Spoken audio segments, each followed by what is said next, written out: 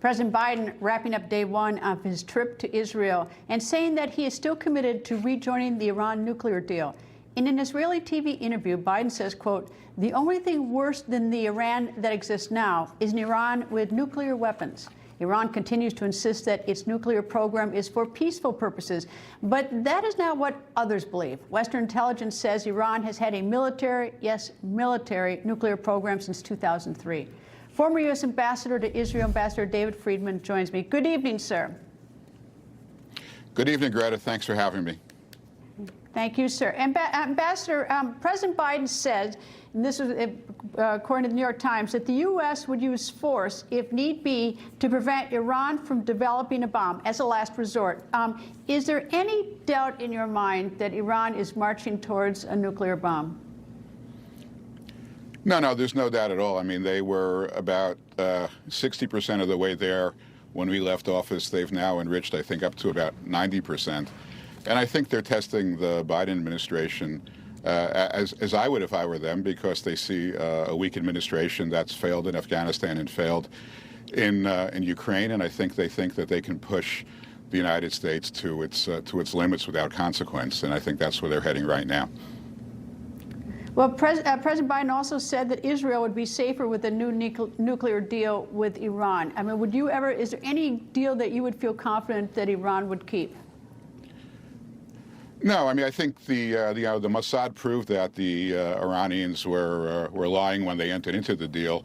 The old deal wasn't the deal at all. It wasn't worth the paper it was printed on. It didn't permit inspections at military sites, so it essentially was without value. And the Iranians don't keep their deals anyway. Look, if you could get to a point of 24/7 inspection rights all across the nation of Iran, if you could end their malign activity, if you could end them fomenting terror from Yemen to Syria to Iraq to Lebanon, if you could get them to join the community of nations in peace, and you could verify that, sure. But you're only going to get there by imposing the strongest of sanctions and presenting a real credible deterrent. And right now, when President Biden says he'd use force as a last resort, with all due respect to the president, that to me is really a meaningless statement. I don't know anybody who uses force, any civilized country that uses force as anything but a last resort. I don't know what that means. The reality is that the United States does not have a credible deterrence right now, and if they're going to be serious about Iran, I think they have to at least provide Israel, which does provide a credible deterrent effect with what it needs, with bunker busters and refueling equipment and the best radar jamming technology available, so that Israel at least presents a credible threat to Iran to end their nuclear ambitions. But right now, I don't think anyone in Israel.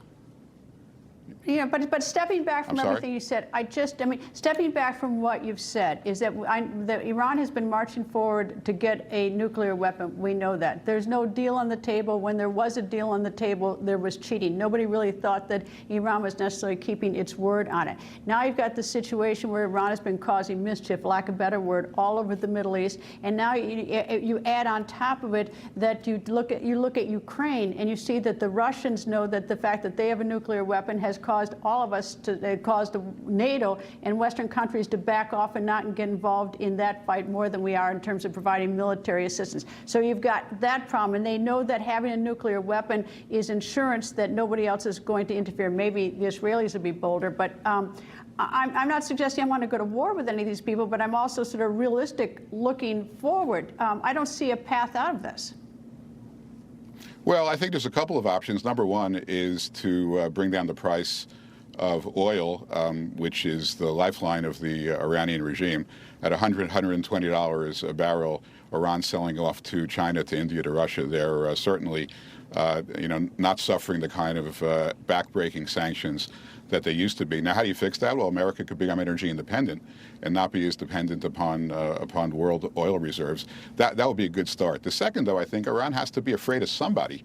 And they're not afraid of America right now. They would be afraid of Israel if Israel, I think, had all of the capabilities to destroy their nuclear arsenal and had the backing of the United States, that under some circumstances the United States would support that attack. Because the U.S. isn't, the U.S. is not going to war with Iran. I don't think Israel wants to go to war with Iran, but I think Israel presents a credible a deterrent that no one else in the world right now would present. You know, it's hard for me to think, though, that, I mean, yes, that Israel is a credible threat to Iran, but it's hard for me to think that Iran really feels threatened because, I mean, you know, as I noted, is that nuclear weapon is gold to them. It's gold to any country in terms of not worrying about being targeted or attacked. I don't know what's in it except maybe to get the oil prices down. Okay, that's a little bit, but you know, when you see a country that has caused so much havoc in the region, I don't see the good motives all of a sudden flowing out of it and thinking like, well, we're going to take care of our people. No, look, I mean, look, I think that we don't know whether the Iranian people have it in them to overthrow the regime under circumstances where, you know, the sanctions are so backbreaking that, you know, there's no more bread, there's no more milk, there's no more gasoline.